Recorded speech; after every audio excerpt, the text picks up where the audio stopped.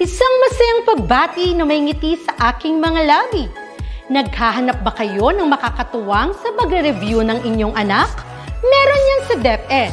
Ang ETUlay online tutorial ay libre at handog ng ating kagawaran sa pangunguna ng OUA ICTS EdTech.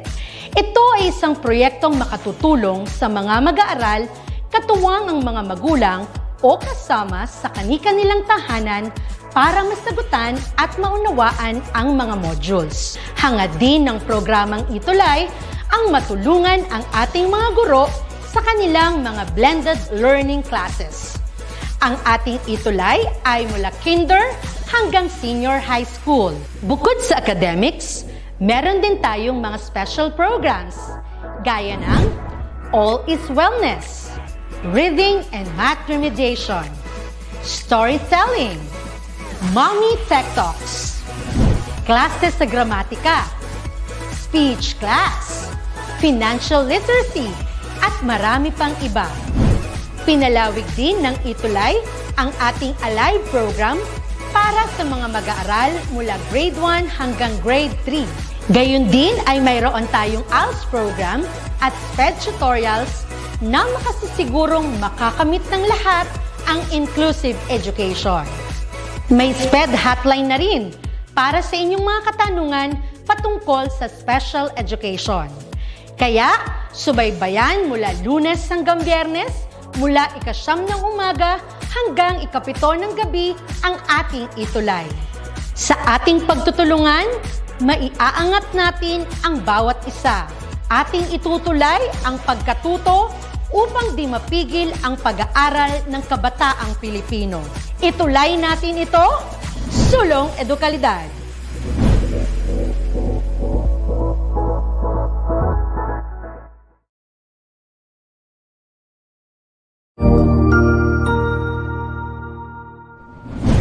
Good day, everyone! I am Sir Robbie, and together, we will learn the word of the future, robotics. Did you know that here in Educational Technology Unit, robotics is a priority to make every Filipino learners and teachers competent and meet the demands of the future global scene?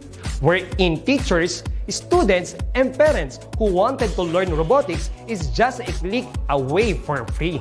Robotics is an interdisciplinary field which integrates computer science and engineering. It involves design, construction, operation, and use of robots to assist human activities. Are you ready for this transformation? Soon in ICTS Educational Technology Unit. Come and join us and love the future para sa bata, para sa bayan, at para sa guro. Sulong edukalidad.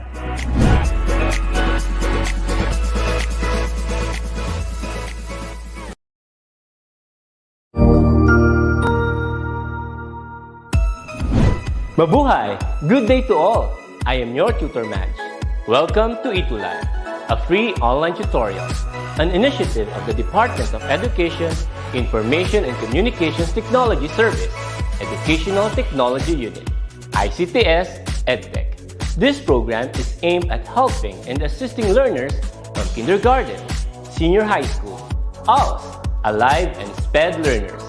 Aside from answering the modules, the ETUlay is offering programs which you will surely look forward to.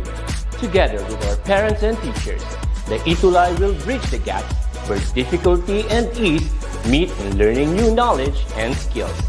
So, let us prepare our module, pen and paper.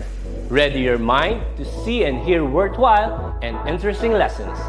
Let us now study and learn, together with our volunteer online tutors. Tara na!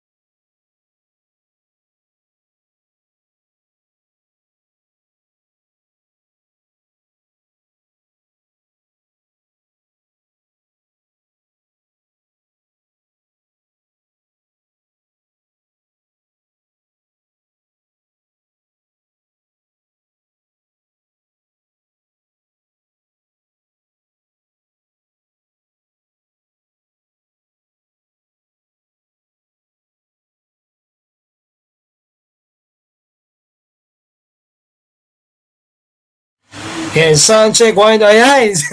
Ayan, so dami na sinabi ko. Once again, good afternoon everyone. So balikan lang natin, no? Once again, ayan. Yan, am I loud and clear na po ba? Ayan, kung loud and clear na ay maglagay na tayo ng like sign na magtuloy-tuloy tayo dito. Ngayon ko lang nakita yung mga chat kasi ako ay nandito sa ating screen. Ito, pinapanood ko rin. At oo nga, no, wala ako naririnig. However, isang magandang araw sa inyo at mainit na tanghali sa ating lahat. Once again, ako ang gurong tagapayo na lagi nandito para ikaw ay matuto ang Mr. Pure Energy ng TLE, Sir Robbie or Tutor Robbie at your service. Kaya sa mga bago pa lang dito sa ating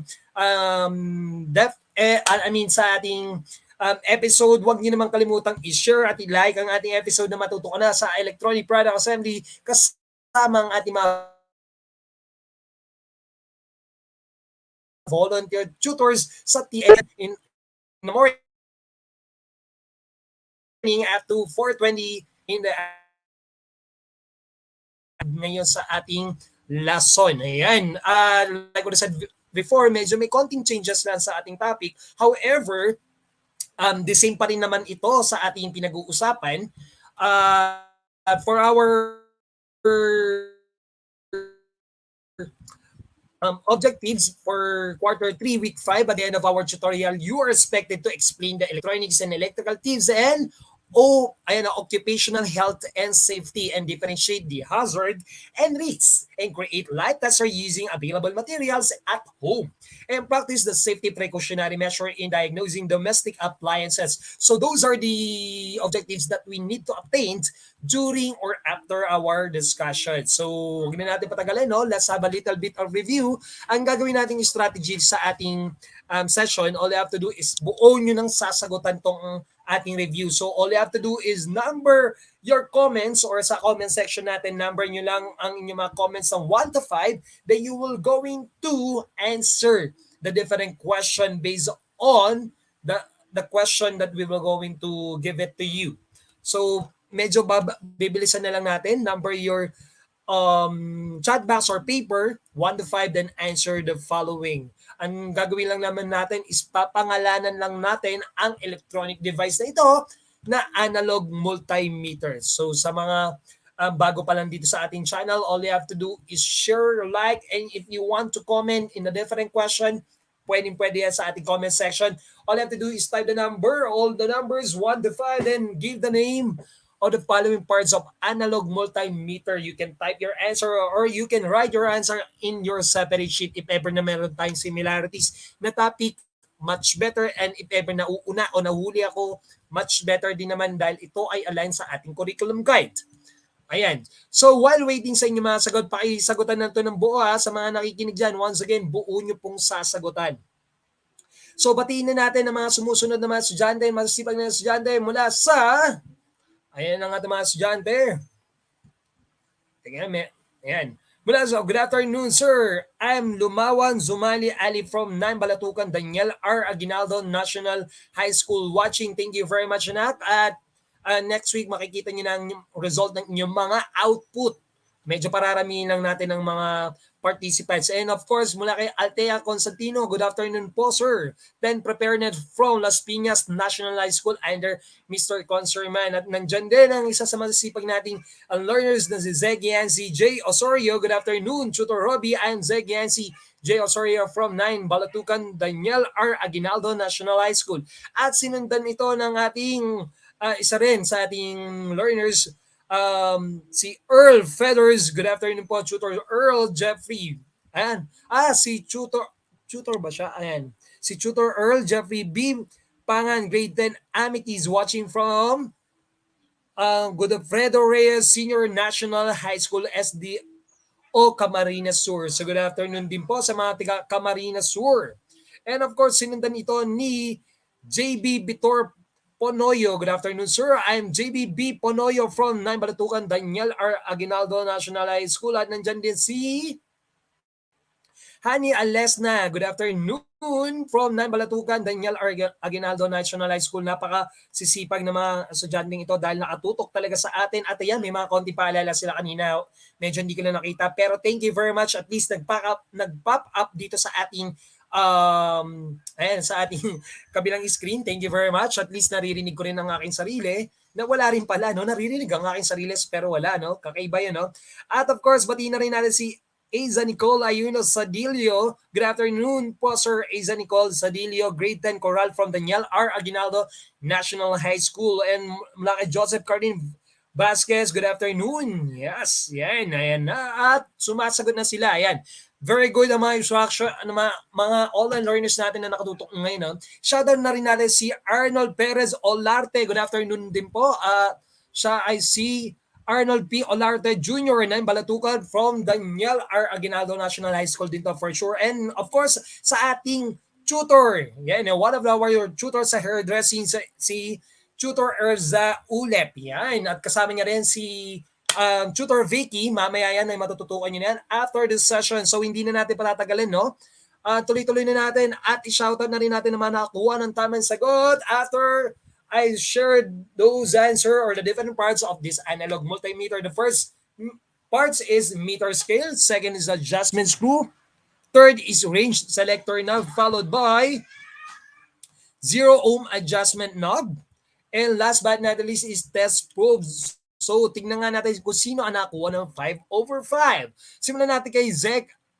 Ayan, mula kay Zek, ang sagot niya is meter, needle corrector, or adjustment screw. Pwede rin yun. Range selector knob, 0 ohm adjustment knob, and test probe. Perfect ang kanyang sagot. At sinundan din ito. Ayan. At, ayan, nasa na ba ako? Nagulat ako, may nag-chat. Sa ating tutor, ipapasok ba kita? Mag-like ka lang. Nagulat lang ako. Don't worry, tuloy lang natin to sa mga online learning. Tuloy pa rin natin to. Ayan, while checking your answer, ayan na, may mga nakakuha na ng tamang sagot mula kay Altea Constantino from Las Piñas National High School under Mr. Conserman. Yan. So, shoutout sa mga estudyante. At ito si Zek. Ayan, nakita ko na rin naman to, no? Mula kay Hani Alesna, yes. Ayan, medyo kulang lang ang kanyang sagot, no? Scale, it should be meter scale. Hani, napakarami ng klase ng scale, no? Be specific next time, but you don't have to worry because you got 4/5 pa rin naman. Ayan. At kay Miggy, ayan, kay Miggy Marsonia, meter scale adjustment screw, range selector knob, 0 ohm adjustment na test probe. Michael Joyce T. Calais. Yes, so shout out sa inyong lahat. At mula dito, ayan, sumagot din si Julia Cuesto Gonzalez, no? Very good din number 1. How about the other parts? Ayan, no? At kay Amina Latada, meter scale, needle corrector, range selector knob, 0 ohm adjustment knob, and test probe. At ito, last but not the least, no? Good afternoon po, Stella Marie Zarillano, grade 9 Sage from Godofredo Reyes Senior National High School, SDO Camarines Sur. Yes, ayan na. At tuloy-tuloy na natin to, no? Huwag na natin patagalin dahil kayo ay nakakuha ng maraming tamang sagot. Good job. Give it. Ayan. Yes, at tuloy-tuloy na natin to. Konting review lang tayo with regards kung paano ba ginagamit ang multimeter. Although, hindi ko dala yung aking multimeter, pero konting review lang tayo dito ngayon. No? So, this is a basic step.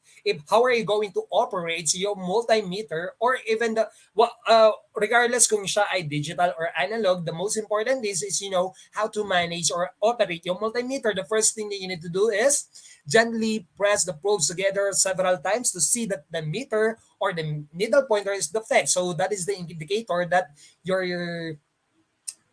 analog multimeter or digital multimeter is in a good condition, no? Although hindi pa yung pinaka-perfect kasi magbe-base pa rin tayo sa result. Okay, second, join the thieves of the test probe and the red and black meter leads.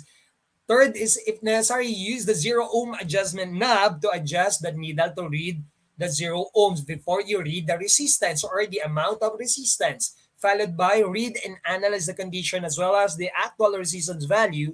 And last but not the least, to begin measuring the resistance or to complete the continuity test, place one pros at each end in electrical circuit or electrical device to be tested. So this part, which the 1 to 5 is addressing sa tinatawag nating ohmmeter. So definitely ang nasusukat lang nito o na-measure is of course, yung resistance lang. Then more than that, wala na.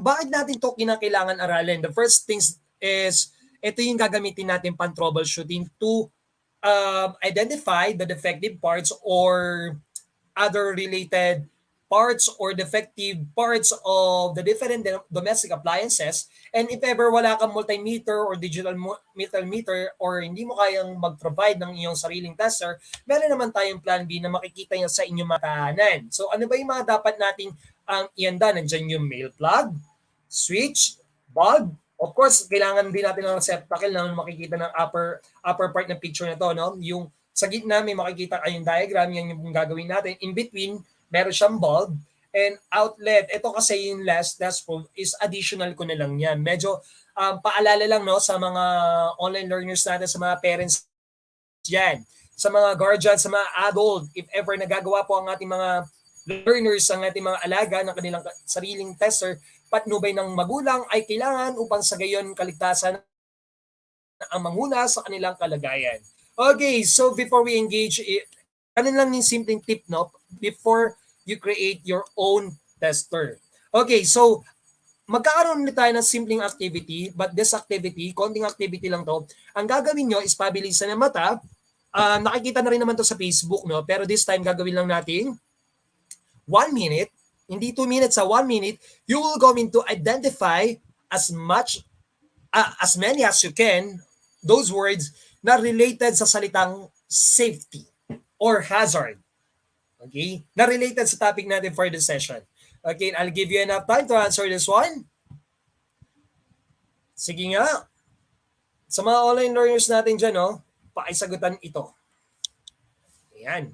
I'll give you 1 minute to find the different answer. All you have to do, you can type your answer in your comment section or you can individual type the different question, then i-recognize din natin yan. Mabilisan lang yan. 1 minute lang po ang aking ibinibigay. Kaya sa mga online learners dyan na nakatutok, sa mga parents and guardian, tulungan, gabayan natin ang ating mga estudyante na yun na. Nandiyan si Mickey Marsonia, ang unang niya nakita is safety. How about the as many as you can? Type lang ng type. Nandiyan din si Aiza Nicole Ayuno Sodilio, radiation ang kanya nakita. Sige, makikita natin. Nandiyan si Miggy Marsonia, ang sagot niya rin is social. How about the others? Nandiyan si Hania Lesna, reason radiation. At sinundan pa ito ni Amina Latada, radiation din. Si Hania Lesna, safety. At medyo may similarities sila. Nandiyan si Altea Constantino, hazard, risk, harm, danger, safe, social and chemicals. Nandiyan din si Zwame Ali, radiation, safety and risk. Nandiyan si Miggy Marsonia. So, tingnan nga natin kung ano yung tamang sagot. Oh, it's already time na. 1 minute na sa akin. Although hindi nakikita ng inyong mga mata sa ating screen, pero sa akin ay naka 1 minute na tayo. Okay. So, let us reveal ano nga ba yung mga salita na meron tayo dito sa ating activity. Tignan nga natin, pare-pareho po ba tayo na nakitang places dito? Ayan, no? So number 1, meron tayong hazard. Ginawa lang natin plural, hazards. We have risk, psychosocial, psychological, occupational. We have harm, danger, social, safety, physical, chemical, what else? Biological, health, ergonomic, radiation, injury, sign, and tag. So those are the words na meron tayo na maaari nyo rin makita sa ating screen or jumbled letter or sa crossword puzzle na meron tayo for this session. And if ever na nakuha nyo itong mga words na to, okay, good job. Yan ha, wala man tayong palakpakan, pero ituloy-tuloy na rin natin to because we don't have enough time para matapos ang lahat na ito. So, ano nga ba ang nasa larawan na to at bakit kailangan nating aralin? That is the first thing that you need to recognize, no? Kasi during tomorrow, next week, actual na tayo, troubleshooting. So, may a request. Kahit ano munang appliances, no? Kasi for the sake na maituro ko yung sequences, kung paano ba talaga at anong parts ng inyong mga domestic appliances ang una nating i-check. However, we will going to finish this topic, which is the occupational health and common hazard in the workplace or the electronics and electrical thieves so that each and every one of you will be safe. You should practice the safety precautionary measures so that we can avoid or prevent some accident or unexpected event. No? So let us move on. I would like to ask this a little quotation. No? Ano nga ba ang ibig sabihin nito? Sige nga sa mga online learners natin dyan, pakitype ang inyong mga sagot sa ating comment section kung ano nga ba ang ibig sabihin or what can you say or for you, what this sentence says or what is the deep meaning of this sentence. An ounce of prevention is worth a pound or pounds of cure. Again, an ounce of prevention is worth a pound of cure. Sa mga online learners natin dyan, you can type your answer in our comment section so that we could recognize your answers. Sige nga, ano nga bang ibig sabihin an ounce of prevention is worth a pound of cure? It says, ayan mula kay Zuama Ali, ang sabi niya rito, it's easier to stop something from happening in the first place than to repair the damage after it happened. Yes, very good. Ayan. Sabi rin dito ni Miggy, ang sabi niya dito, prevention is better than cure. Medyo maganda yun ha. Medyo other says siya. However, it is the same thought with our saying dito. Yes, very good. Shout out kina Zuam Ali and Miggy Morsonia. Tama ang inyong thoughts with regards sa an ounce of prevention is worth a pound of cure, or known as prevention is better than cure. So those are the things that you need to recognize or you need to remember every time na nag-engage tayo sa ating pag-troubleshooting, kasi hindi biro ang ating hawakan or may encounter because accident happen in unexpected time. Pwedeng ngayon, pwedeng mamaya, everything will happen sa mga hindi ka inaasahang pangyayari. As long as meron ka miss na hindi magandang bagay, definitely may engage ka sa sakit. Ayan. Sabi nga nila, kahit anong ingat mo, kahit anong iwas mo, kung mahal mo pa, masasaktan ka talaga. Yes, ayun. Charot lang para pampagana yan. No? So let us define what is the meaning of occupational health and safety, or known as OHS. Ayan, no? It says here that occupational health and safety is a subset of public health and focuses on improving workplace health and safety. It investigates worker injury. Ayan, no? Medyo nawala. Okay, medyo nawala ang ating screen. Pero huwag kayong maglala dahil pwedeng kong ibalik to anytime, no? So ituloy-tuloy lang natin job para hindi tayo mawala. So ituloy-tuloy lang natin. Medyo napindot ko lang yung stop sharing. Okay, so ayan, it's investigate work injury and sickness pattern and makes recommendation for reducing the risk and hazard they face on the job. Ayan. Yung palang ibig sabihin ng occupational health and safety, or OHS. It says here that it is the primary or the to protect employees in the workplace from accident, injuries, and exposure to harmful substances. And of course, occupational health and safety is a multidisciplinary discipline that deals with the elements of workplace health and safety with heavy emphasis on preventing workplace hazard. It should be top priority in any electronics or electrical activities, especially for the newcomers like you, mga learners dyan, no? To avoid accident or property damage or the death or kahit anong aksidente, highly recommended that the safety or the strong safety precautions and practices must be imposed and followed. Okay? Kaya nga sabi dito, an ounce of prevention is worth a pound of cure. Gaya nga ng sinabi ni Miggy, prevention is better than cure. So yun lang naman yung konting reminders na dapat nating tandaan. So what else? Ano nga ba yung iba't ibang hazard? But before anything else, bago mo natin alamin kung ano yung mga different hazard, there are various meaning for danger or hazard or risk. However, when it comes to occupational health and safety, the most prevalent one is hazard. Okay, so let us define what is the meaning of hazard. Sige nga. It says here that hazard is any source of potential damage, harm, or adverse health effects or on something or someone. Ayan, it is some of potential damage or harm. When we say harm, it could physical injury or damage to health. Hazard is something that can cause harm. Yan yung ano, for example, we have electricity, chemicals working up ladder, noise, keyboard, or a bully at work, stress, etc. Hazard is something that has the potential to cause harm to people, property, or environment. Kaya sa mga online learners natin dyan, I would like to ask you this. What is the difference between hazard and risk? Sige nga, sa mga online learners na yan, bago natin i-reveal what is the meaning of risk, let us differentiate what is hazard and risk and what is the difference between of them. Sige nga, sa mga online learners natin, you can type your answer in our comment section so that we could recognize, kindly include also your school together with the name of your teacher in TLE para mas madali natin sila ma-recognize. Okay? Sige nga, sa mga online learners natin dyan, tingnan nga ang inyong mga sagot. Tingnan natin ang kanilang mga sagot. Yan. Ano kaya ang lalabas dito?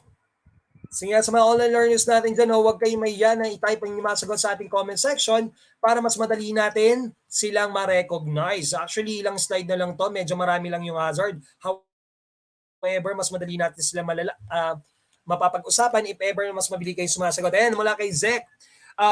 It says here that hazard is something that could potentially cause harm. Tama nga naman, no? Potential or possible na mauwi sa physical injury. And when we say risk, this is the degree of likelihood that harm will be caused.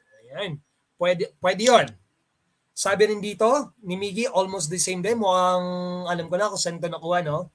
Mula dito naman kay Riza May Kaapay, ang sagot niya is, prompt and professionalism, the difference between of them is hazard can harm to worker while risk is can cause somebody's harm. Yes, very good. Sabi ni Zwamhen Ali, a hazard, a source of danger and risk about something. Yes, technically speaking, yes. Medyo nakakalito, no? Pero ganito lang yan. When we say hazard, it is a potential. Okay? Maaaring makapagbigay sa iyo ng sakit. Okay? Pag risk, yun na po yung mismong aksidente.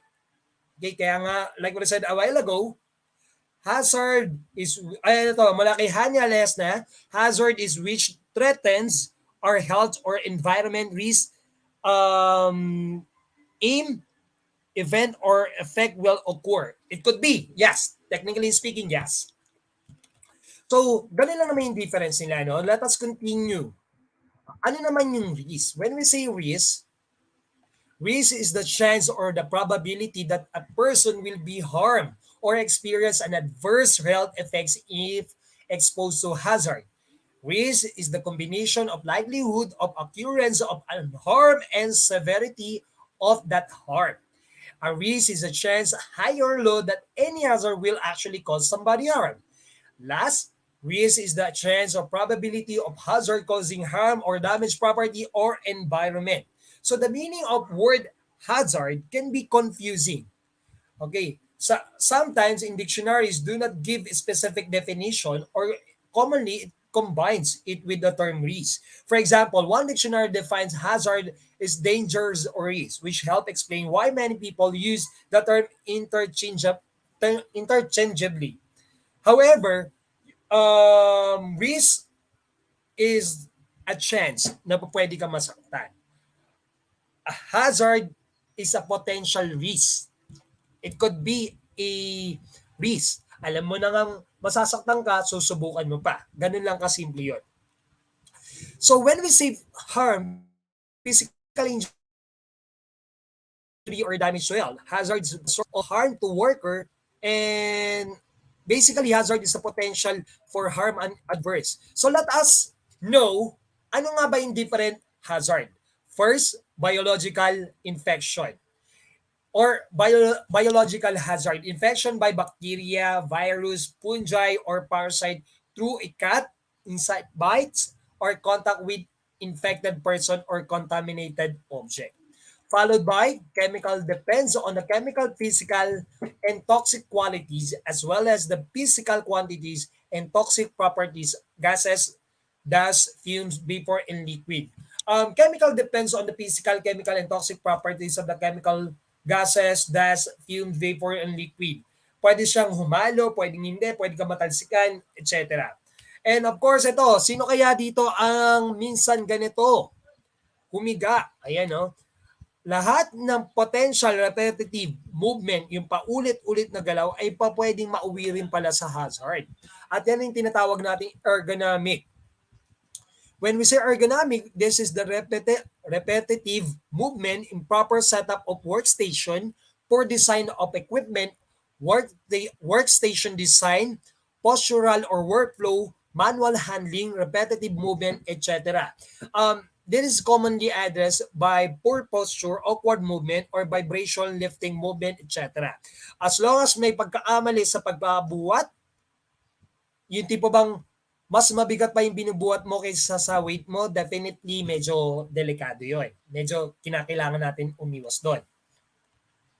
Physical hazard, it include the slick floors, object in walkways, and safe or mishandled machinery, excessive noise, poor lighting, fire, radiation, magnetic field, pressure is extreme, high pressure or vacuum, noise, and so on.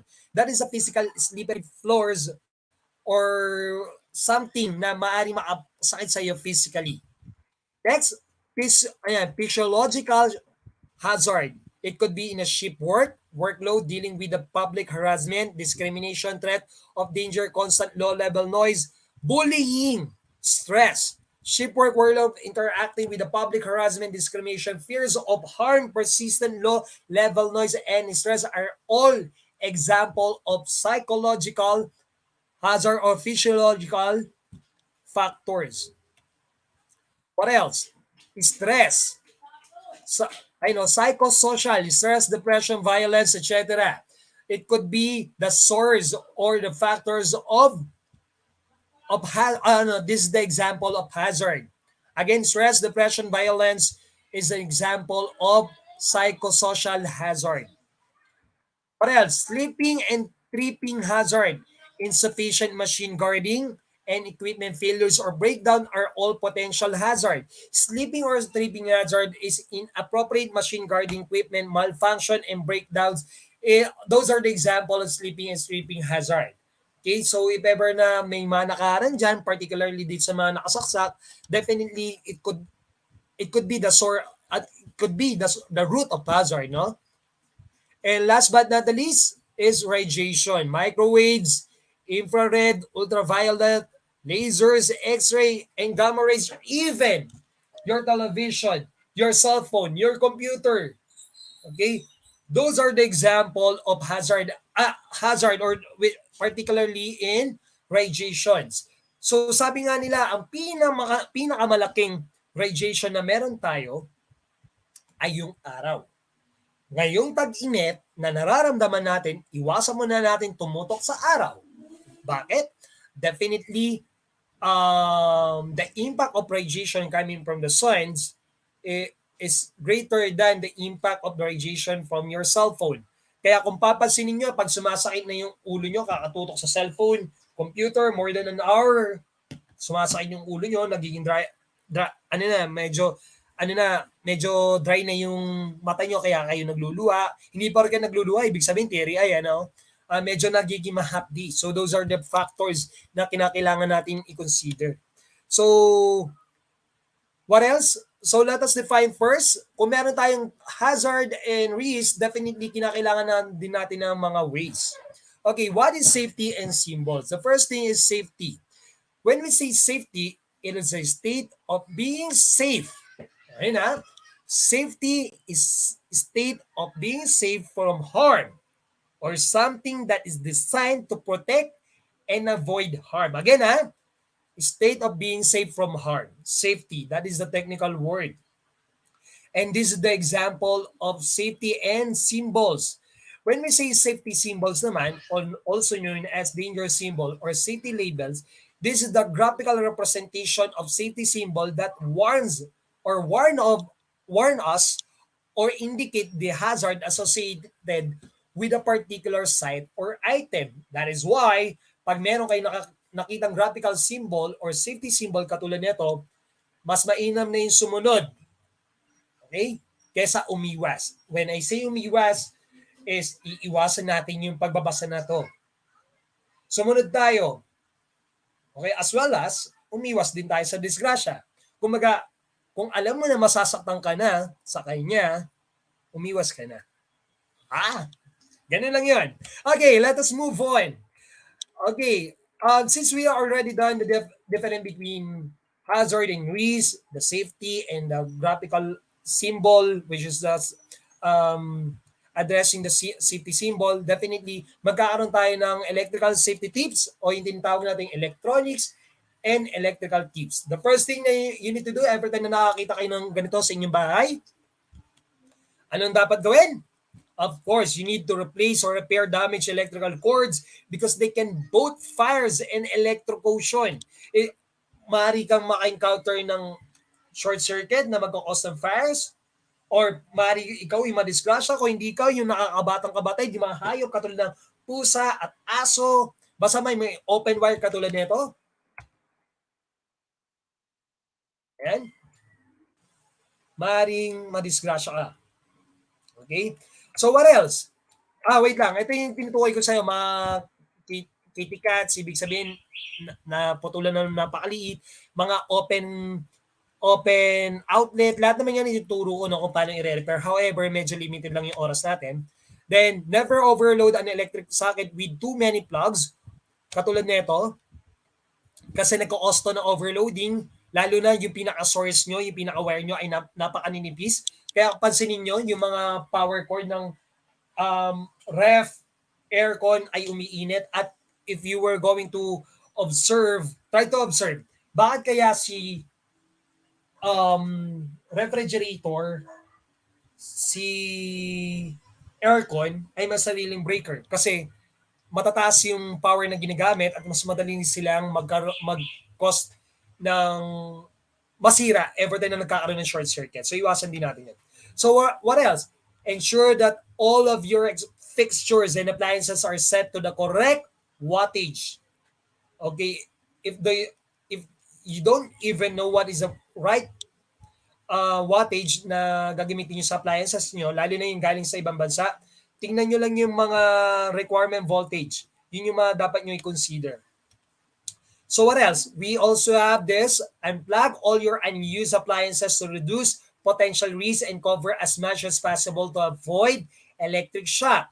Lalo na sa may mga alagang bata dyan, sa may mga kapatid na nakababata, lagyan nyo ng takip if ever natapos yung gamitin kung hindi maiwasan. Then last but not the least, to avoid electric shock, keep electrical gadgets and outlet away from water. Okay? Or else, yes, kasi ang tubig ay isa sa mga conductors. Gagapang dyan yung kuryente. Okay, I think this would be the last. If ever you have a question or clarification, pwede nyo i-type ang yung mga question dyan. Okay, dahil tayo ay magkakaroon na ng tinatawag na test yourself or evaluation. Kaya sa mga online learners natin dyan na nakatutok, ready na tayo ng ating mga papel at i-type nyo na ang mga sagot dahil ito ang unang question. Okay, direction, answer the following question. What types of hazards are microwaves, infrareds, ultraviolets, lasers, x-rays, and gamma rays? Ano kaya uri ng hazard ito? We have microwaves, infrared, ultraviolet, lasers, x-ray, and gamma rays. Yes. Ano kayang uri ng hazard to? Pakitype lang ang sagot niya. Don't forget to type the number before your answer together with the name of your school and the name of your teacher. Ayan, mula kay Hania Lesna, sagot niya, number 1, radiation, followed by Miggy Marsonia. Number 2 is radiation din. Number 1, radiation kay Zegiansi Osorio. Number 1, radiation kay Hana Kim Purisima. Radiation kay Razami Kapay. Radiation din kay Altea Constantino. Radiation din. Yan, kay Zwam Hayan Ali, nasagot niya rin dyan is radiation. Let us see if your answer is correct. If your answer is radiation, your answer is correct. Okay, now, question number 2. Okay, question number 2. Ayan na, humabol din si JB Vitor Panayo kay Mac Walmar Casabuena. Ayan. Tingnan nga natin. Number 2. It is something that has potential to cause harm to people, property, or environment. Ayun na, obviously, potential to cause harm. Tingnan nga natin.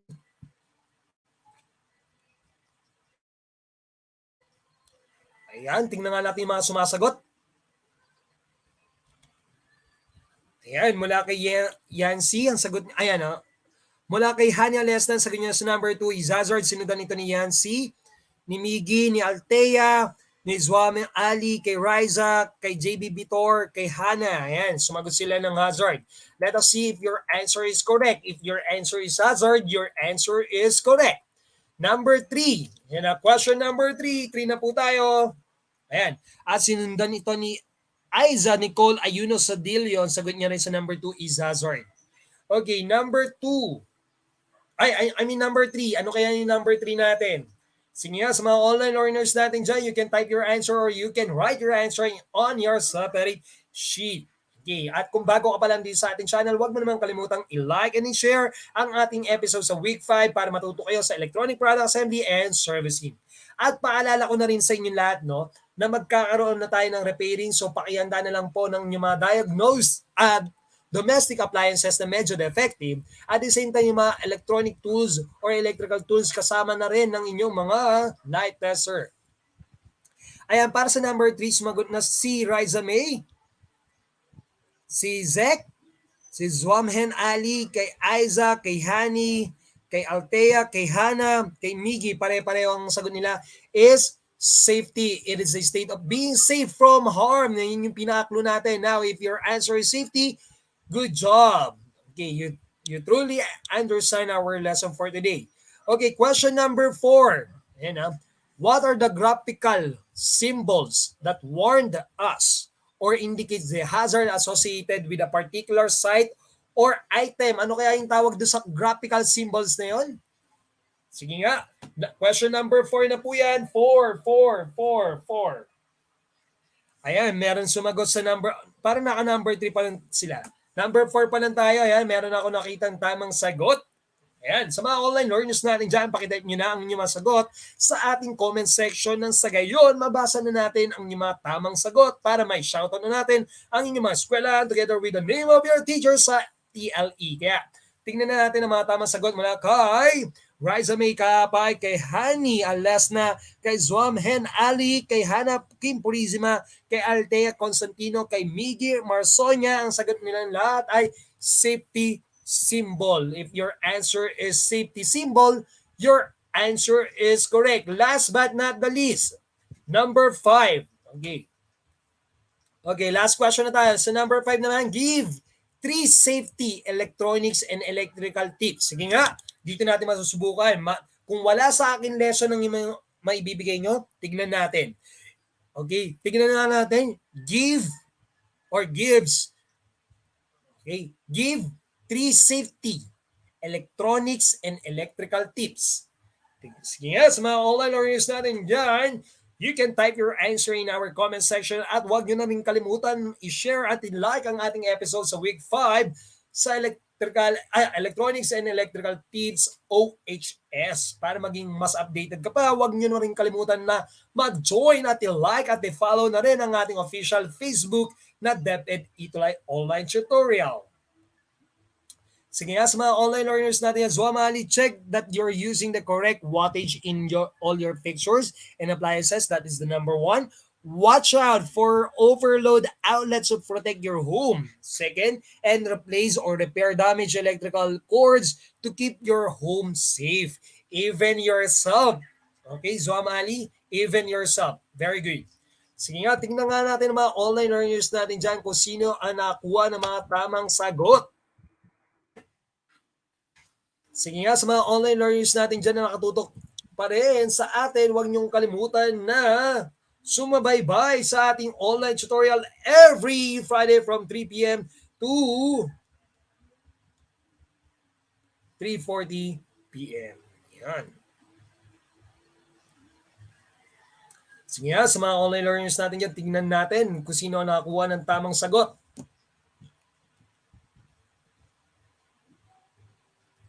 Ayan, tingnan nga natin ang mga nakuha ng tamang sagot.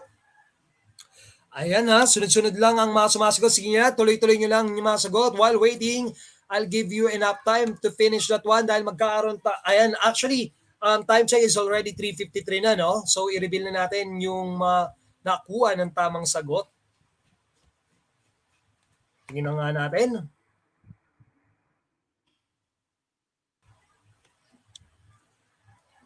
Okay, tingnan natin na nakuha ng tamang sagot.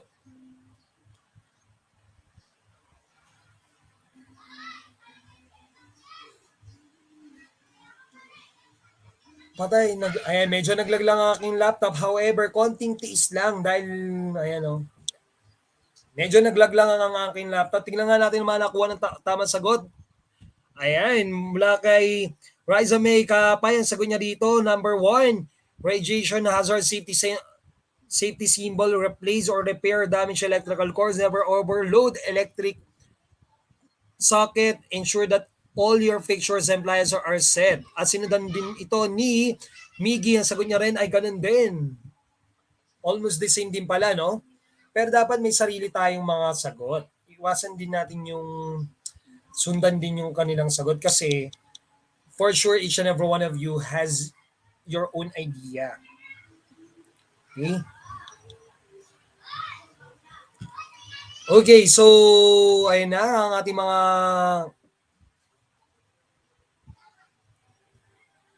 sinto mga to. Ayan.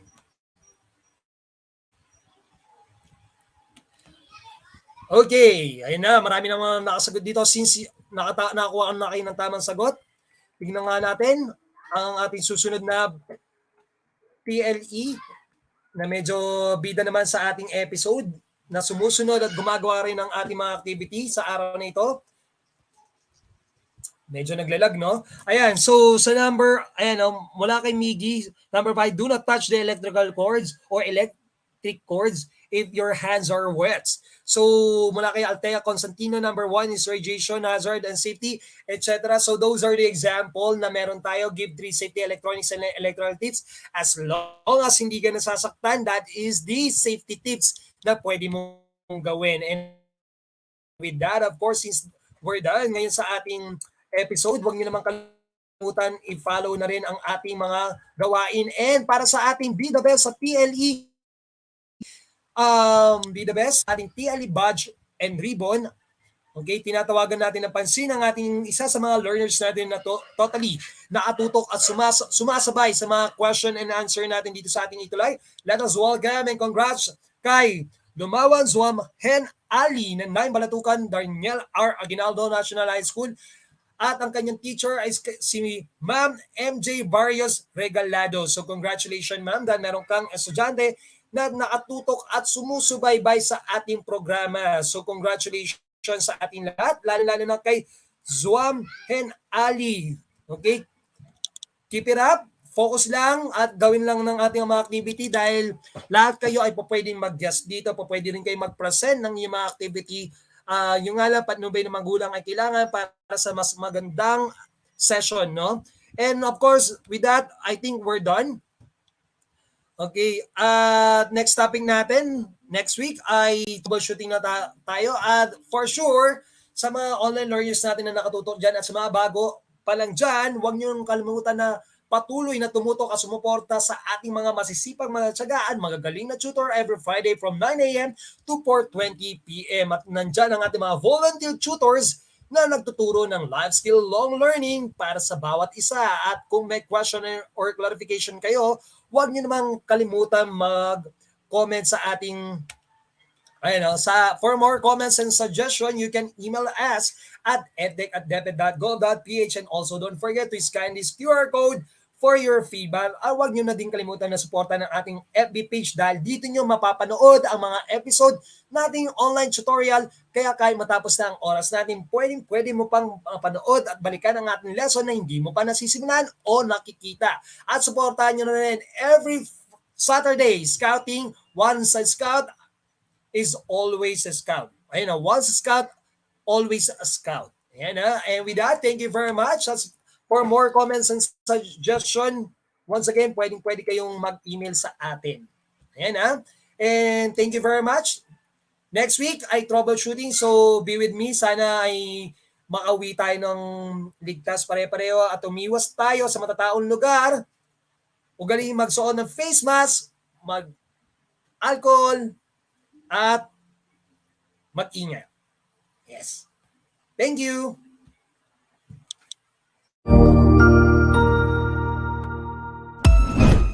Ang husay naman! Natapos mo ang iyong tutorial session kasama ang iyong mahusay na ETUlay tutor. May bago ka bang natutuhan? I-share na yan gamit ang hashtag #ETUlayLevelUp. Huwag aalis ha dahil may susunod pang programa na pwede mo ring panoorin at salihan dahil naghihintay na ang iyong mga tutors. Happy learning dito sa ETUlay!